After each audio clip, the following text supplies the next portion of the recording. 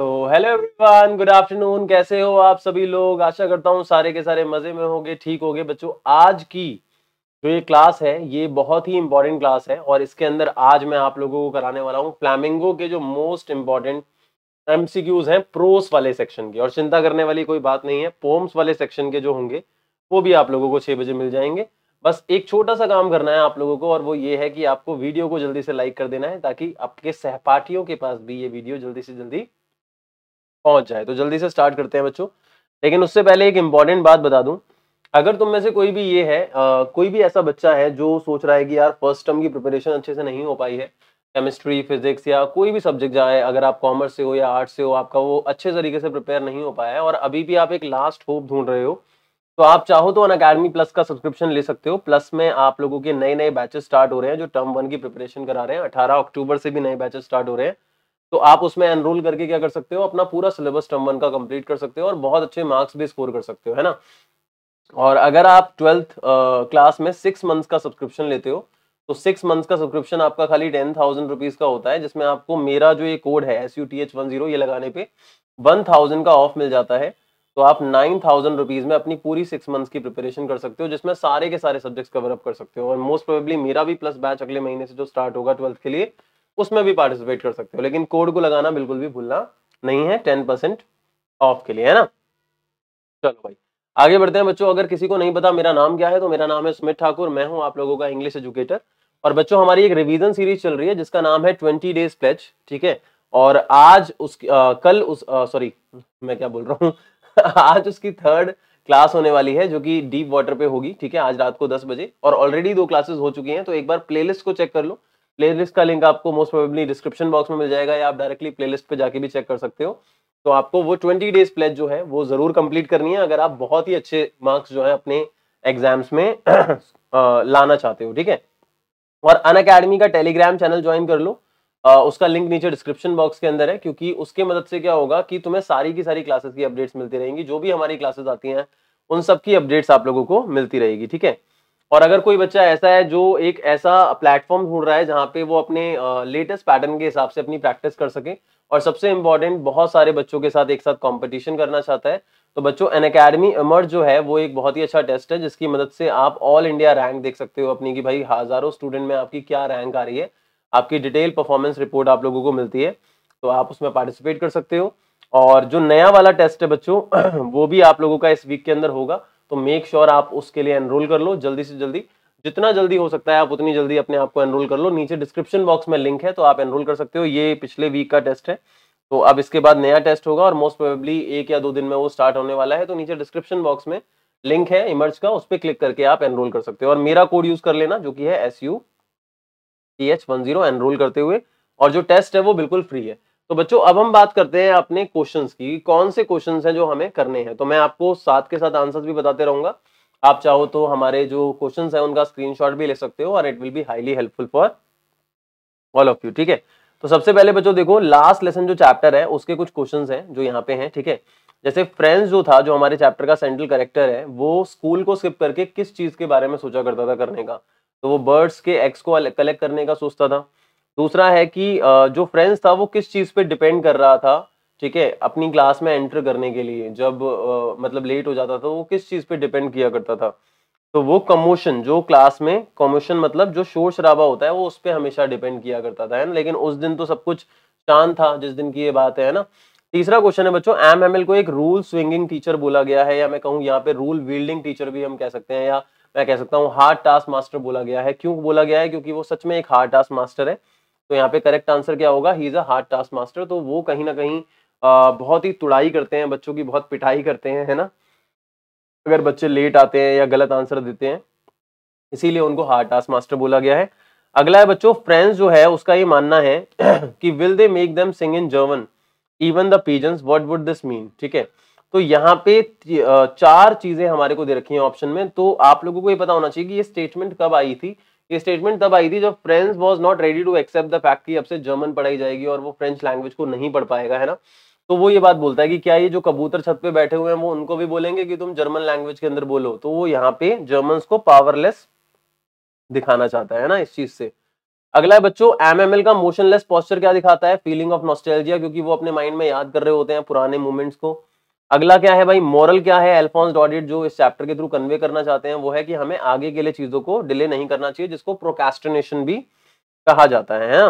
अगला क्वेश्चन है बच्चों, एमएमएल अपने आप को क्यों ब्लेम करते हैं, why did MML blame himself, है ना, क्योंकि उन्होंने कई बार स्टूडेंट्स को क्या दिया था, हॉलीडे दिया था, गिविंग स्टूडेंट्स हॉलीडे। अब हॉलीडे देने की का सबसे बड़ा रीजन था फिशिंग पे जाना, है ना, और इसके अलावा वो बच्चों को गार्डनिंग के लिए भी भेज दिया करते थे, तो ये भी एक रीजन था। अगला है लास्ट बेंचेस पे कौन बैठा हुआ था उस दिन, है ना, विलेज के लोग बैठे हुए थे, और विलेज के लोग में कुछ प्रोमिनेंट लोग भी थे, जैसे farmer mayor, farmer post master और भी कुछ लोग थे, है ना। एमएमएल क्वेश्चन किस पे करने वाले थे बच्चों से, पार्टिसिपल्स पे। सारी बैड न्यूज कहां से आया करती थी, कई सारे बच्चे टाउन हॉल आंसर दे देते हैं, टाउन हॉल नहीं होगा, बुलेटिन बोर्ड अगर आपको ऑप्शन में दिया है तो बुलेटिन बोर्ड आंसर होगा, है ना। और अगर ये पूछा जाए कि बुलेटिन बोर्ड कहां पे था, तो भाई वो टाउन हॉल के अंदर था, ये आपको पता होना चाहिए। अगला है बच्चों, डोंट गो सो फास्ट बब, तुम अपने स्कूल में बहुत जल्दी पहुंच जाओगे, चिंता मत करो, बहुत टाइम बचा हुआ है, तो इसका मतलब वो अर्ली इनफ जा रहा है। और ये लाइन बोली किसने थी, फॉस्टर ने बोली थी, अगर आपको याद हो। अगला है कि मिस्टर हैमल जो थे वो अपने लास्ट डे पे बच्चों के लिए क्या लेके आए थे, तो भाई वो नोटबुक्स लेके आए थे, ये आपको पता होना चाहिए। अगला है फ्रेंड्स जो था उसको क्या प्रिपेयर करके आना था उस दिन, पार्टिसिपल्स। अगला है विलेजर्स जो थे वो क्यों मिलने के लिए आए थे, भाई टू शो रिस्पेक्ट, ठीक है, यहाँ पे रिस्पेक्ट की जगह ग्रेटिट्यूड वर्ड आता तो और ज्यादा अप्रोप्रिएट हो जाता आंसर, तो ग्रेटिट्यूड वर्ड को आप जरूर ध्यान रखना। अगला है कि फ्रेंड्स सरप्राइज्ड क्यों था सबसे ज्यादा, यहाँ पे वैसे तो ये होना चाहिए why was friends surprise the most, ये वाला पॉइंट आएगा यहाँ पे, तो यहाँ पे विलेज एल्डर्स वाला जो पॉइंट है ये करेक्ट आंसर होगा, क्योंकि सबसे ज्यादा सरप्राइज वो इसी बात से था कि विलेज एल्डर्स लास्ट में बैठे हुए थे, और आप चैप्टर के कॉन्टेक्स्ट में भी देख सकते हो, है ना। अगला है what did friends find after reaching the school, school पहुंचने के बाद उसने क्या देखा था, उसने स्ट्रेंज क्वाइटनेस को नोटिस किया था, ठीक है। अगला है लास्ट लेसन किस चीज को हाईलाइट करता है बच्चों, तो प्रोक्रेस्टिनेशन को हाईलाइट कर रहा है यहाँ पे, ठीक है। ऑथर कौन है इस चैप्टर का, राइटर कौन है भाई, इस चैप्टर का राइटर है अल्फोंस डॉडेट, ठीक है। अब आ जाते हैं बच्चों लॉ स्प्रिंग पे, और लॉ स्प्रिंग का जो पार्ट 1 है उसके क्वेश्चंस को पहले हम डिस्कस कर लेते हैं, ठीक है। आगे देखो क्या लिखा है, वन डे साहिब जो है वो क्या देखता है, Saheb sights the author, sights की जगह हम बोल सकते हैं sees the author watching some young man playing, यहाँ पे ये जो स्टेटमेंट है वो थोड़ी सी गलत हो गई है, ठीक है, यहाँ पे ये होना चाहिए author sees Saheb watching some young man playing tennis होना चाहिए। अगला है according to the author rag picking has become dash over the year, rag picking क्या बन गया भाई, फाइन आर्ट बन गया है। अब ऐसा क्यों बोला गया है, क्योंकि rag picking is a never ending process, और उसी तरीके से हमारा जो क्या नाम है रैक फाइन आर्ट है वो भी एक नेवर एंडिंग प्रोसेस होता है आर्टिस्ट के लिए। अगला है रैक पिकर्स के पास कोई आइडेंटिटी नहीं होती, लेकिन क्या होता है, राशन कार्ड होता है। अगला है what is the colony, where is the colony of rag picker situated, तो सीमापुरी में, और अगर यहाँ पे ईस्ट ऑफ दिल्ली लिखा हुआ होता तो यहाँ पे ईस्ट ऑफ दिल्ली भी करेक्ट आंसर हो सकता है, क्योंकि सीमापुरी जो है वो ईस्ट ऑफ दिल्ली के अंदर लोकेटेड है, तो वो करेक्ट आंसर हो सकता है, लेकिन यहाँ साउथ ऑफ दिल्ली गिवन है। अगला है उदीपी का जो बंदा था वो किस चीज के लिए प्रे करता था, तो भाई वो पेयर ऑफ शूज के लिए करता था। अगला one explanation which the author gets about children choosing to remain shoeless is tradition, कि उन लोगों का ये मानना है कि ये ट्रेडिशन है कि रैक पिकर्स जो है वो चप्पल जूते नहीं पहनते हैं। और इज योर स्कूल रेडी, ये क्वेश्चन किसने पूछा था भाई, साहेब ने पूछा था, क्योंकि जो राइटर थी उसने वो प्रॉमिस किया था ना कि मैं बनवाऊंगी तो आओगे, तो उसने कहा था हाँ मैं आऊंगा, फिर वो पूछता है। अगला है उसकी फैमिली किस चीज को देखती है, गोल्ड को, गोल्ड क्या है आपका, मेटाफर है, गोल्ड किस चीज के लिए मेटाफर है, गार्बेज के लिए मेटाफर है, क्यों है, क्योंकि गार्बेज से ही उनको रोजी रोटी मिल रही है उनकी। अगला है साहेब का होम एक्चुअली कहाँ पे था दिल्ली से पहले, बांग्लादेश के ढाका में, यहाँ पे ढाका करेक्ट आंसर होना चाहिए। Why do you do this? This question was asked by the author to, किससे पूछा था, साहेब से पूछा था भाई। अगला है what is the means of continuousness in Seemapuri, what is the means of continuousness की जगह हम यहाँ पे लिख देते हैं what is the means of survival we can say survival in Seemapuri, ठीक है, तो that is rack picking। अगला है why did Sahib leave Dhaka, ठीक है, अब साहिब नहीं उसके पेरेंट्स ने एक्चुअली ढाका को छोड़ा था, लेकिन यहाँ पे क्वेश्चन इस तरीके से ही आता है कि why did Sahib leave Dhaka, तो that is what because of lack of resources, वैसे तो लैक ऑफ फूड भी हो सकता है, लेकिन यहाँ पे प्रायोरिटी बेसिस पे मैंने because of lack of resources बता दिया है। अगला है what force Sahib to become a rag picker, that is acute poverty, जो कभी खत्म ना हो। अगला है why did Sahib go throughout garbage dumps, तो भाई ऑल ऑफ दीज आए, अच्छा एक minute, to find silver coin, a rupee और अ 10 रुपी नोट, ठीक है। तो बच्चों यहाँ पे इसका answer to find silver coin और अ रुपी और अ 10 रुपी नोट। बच्चों यहाँ पे ऑल ऑफ दीज आएगा इसका आंसर, है ना। ऑल ऑफ दीज इसलिए क्योंकि उनमें से कोई कोई भी चीज उनको मिल सकती थी, चाहे वो यहाँ पे 10 रुपी नोट हो, चाहे कॉइन हो, चाहे कोई सिल्वर कॉइन हो। हालांकि सिल्वर कॉइन ये बोल दिया गया है, लेकिन सिल्वर कॉइन का मतलब चांदी का सिक्का एग्जैक्टली नहीं है। यहाँ पे सिल्वर कॉइन का मतलब कि जो सिक्का चांदी का लगता है उसकी यहाँ पे बात हो रही है बेसिकली। ठीक है, अगला है what does the title law spring metallise, तो किसको दिखाता है, लॉस्ट ब्लूमिंग चाइल्डहुड को दिखाता है। अगला है what do the boys appear like to the author in the story, morning birds दिखते हैं राइटर को, जो बच्चे होते हैं। ठीक है, अगला है बच्चों where was Saheb west, Saheb को कहाँ पे नौकरी मिली थी भाई, तो साहिब को टी स्टॉल पे नौकरी मिली थी।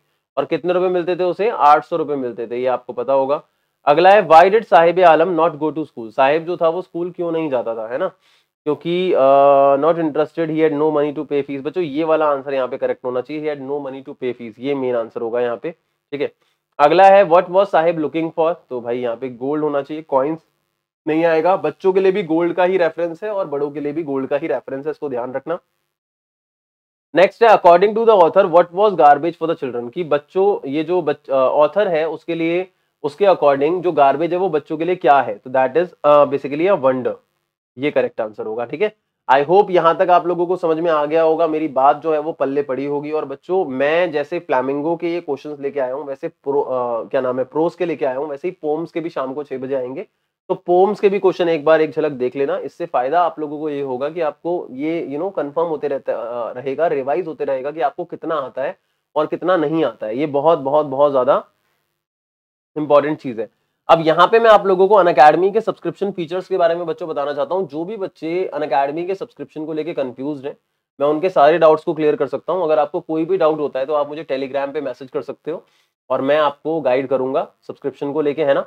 और मैंने बताया अगर 12th क्लास का स्पेशली सब्सक्रिप्शन ले रहे हो तो 6 मंथ्स का सब्सक्रिप्शन भी आप ले सकते हो, जो कि सिर्फ 10,000 रुपीज का है बच्चों। और 10,000 में 1,000 का आपको ऑफ मिलेगा, जहां 9,000 रुपए का आपको कोर्स पड़ेगा, जहां पे आप अनलिमिटेड एक्सेस सारे के सारे कोर्सेज का देख सकते हो, चाहे वो किसी भी सब्जेक्ट का हो। अपनी सारी की सारी प्रिपरेशन आप वहां से कर सकते हो। Top educators will be teaching you, regular doubt clearing session होंगे और एग्जॉस्टिव कवरेज होगा सिलेबस का, और स्टडी मटेरियल भी मिलेगा। ठीक है, और भी बहुत सारे प्लान हैं, अगर आप चाहो तो अपने हिसाब से और भी ले सकते हो। अगर इस टाइम पे आप 12 महीने वाला प्लान लोगे तो आपको 4 महीने एक्स्ट्रा भी मिल जाएंगे, और वहां पे प्लान ज्यादा नहीं है, 15,000 का है, 6 महीने का 10,000 का है, इसका 15,000 का है, और यहाँ 1500 का ऑफ भी मिल जाएगा आपको, तो 13,500 का आपको कोर्स पड़ेगा अगर आप मेरा कोड यूज करोगे, दैट इज SUTH10। और कोई बच्चा अगर ऐसा है जिसको पर्सनल एजुकेटर की जरूरत है, जो कहता है कि सर मेरा स्टडी प्लानर बनाए, मेरी वीकली रिपोर्ट्स तैयार करे, टीचर मेरे डाउट्स को सॉल्व करे और भी चीजें करे, तो आप आइकॉनिक सब्सक्रिप्शन भी ले सकते हो, है ना। और आइकॉनिक सब्सक्रिप्शन की कॉस्ट कितने की होगी बच्चों, मैं बता देता हूं आपको। 6 मंथ्स की कॉस्ट लगभग 17,000 होगी आपकी। ठीक है, जहां पे आपको 1700 का ऑफ भी मिल जाएगा, तो 6 मंथ तक आपको एक पर्सनल एजुकेटर मिलेगा जो आपको पर्सनली गाइड करेगा, है ना। और मैंने बताया 12, 15, 18 महीने का सब्सक्रिप्शन, चाहे आइकॉनिक ले लो चाहे प्लस ले लो, 4 महीने का सब्सक्रिप्शन फ्री है। क्रिएटिव कॉर्नर का भी 4 महीने का फ्री है। और क्रिएटिव कॉर्नर में आपकी स्किल जो है उसको इंप्रूव करने के लिए बहुत सारी चीजों को लाया जाता है ना। अगला है बच्चों Mukesh wants to become a motor mechanic by what, Mukesh जो है वो मोटर मैकेनिक कैसे बनना चाहता है भाई, मुकेश मोटर मैकेनिक बनना चाहता है by going to a garage to learn, है ना। अगला है what bothers the author most about the bangle maker, लॉ स्प्रिंग पार्ट 2 है ना। सबसे ज्यादा बॉदर कौन सी चीज करती है, the stigma of poverty in caste, वहां के लोगों को लगता है कि भाई हम बैंगल मेकर की कास्ट में पैदा हुए हैं तो हमें यही काम करना है। आगे क्या है, one wonders if he has achieve what many have failed to achieve in their lifetime. ठीक है, तो यहाँ पे he has a roof over his head, तो ये लाइन जो है ये किसके कंडीशन के बारे में बता रही है बच्चों, यहाँ पे एक एल्डरली वुमेन थी जो सविता के साथ बैठी हुई थी, उसका जो हस्बैंड था जिसकी फ्लोइंग बियर्ड होती है, उसके बारे में ये बात बताई गई है। अगला है which of the object belong best serve as a symbol of an Indian women, सुहाग। ठीक है, इंडियन वुमेन का सुहाग यहाँ पे बैंगल्स के हिसाब से आएगा, क्योंकि चैप्टर के कॉन्टेक्स्ट में bangle must be the correct answer. अगला है सनी गोल्ड पैडी ग्रीन, ये सब किसको बोला गया है भाई, बैंगल्स को बोला गया है। प्रोफेशन क्या था मुकेश के फादर का, पहले टेलर का प्रोफेशन था भाई लोग, है ना। अगला है the inform women in Mukesh house is his Elder brother's wife. ठीक है, या फिर मैं बोल सकता हूं यहाँ पे इन्फर्म की जगह pale women in Mukesh house, है ना। If laws were to be enforced it would bring about a change in the lives of, कितने बैंगल मेकर की बात हो रही है, लगभग 20,000 चिल्ड्रन की बच्चों बात हो रही है। ठीक है, 10,000 वाला जो आपका फैक्ट था वो सीमापुरी में था, जहां रैक पिकर्स की बात की जा रही थी, या 20,000 चिल्ड्रन की बात हो रही है ना। बैंगल इंडस्ट्री जो है वो कहाँ पे है भाई, फिरोजाबाद के टाउन के अंदर है। और मुकेश की फैमिली किससे बिलोंग करती है, बैंगल मेकर्स की फैमिली से बिलोंग करती है।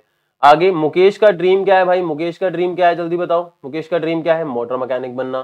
फिरोजाबाद जो है वो किस चीज में फेमस है, ग्लास ब्लोइंग इंडस्ट्री के अंदर फेमस है। क्या कंपेल करता है उन लोगों को, कास्ट एंड एंसेस्ट्रल प्रोफेशन, कर्म थ्योरी, हाँ ये सब कुछ ऑल ऑफ दीज आ जाएगा, ये यही सारी चीजें उनको बैंगल मेकर बने रहने के लिए कंपेल करती है। और मुकेश कौन है भाई, बैंगल मेकर है ना। अगला है वर्किंग कंडीशन जो है वो क्यों खराब है उनकी, बहुत ज्यादा, क्योंकि हाई टेम्परेचर में ये सारी चीजें आ जाएंगी, डार्क सेल में काम करते हैं विदाउट एयर एंड लाइट। कौन उनको एम्प्लॉय करता है, ग्लास ब्लोइंग इंडस्ट्रीज करती है उनको एम्प्लॉय। और क्या एफर्ट्स लगाएगा मुकेश तो जाके उसका ड्रीम पॉसिबल हो पाएगा एक मोटर मैकेनिक बनने का, guidance of the owner, going to garage, hard work, ये सारी चीजें आ जाएंगी।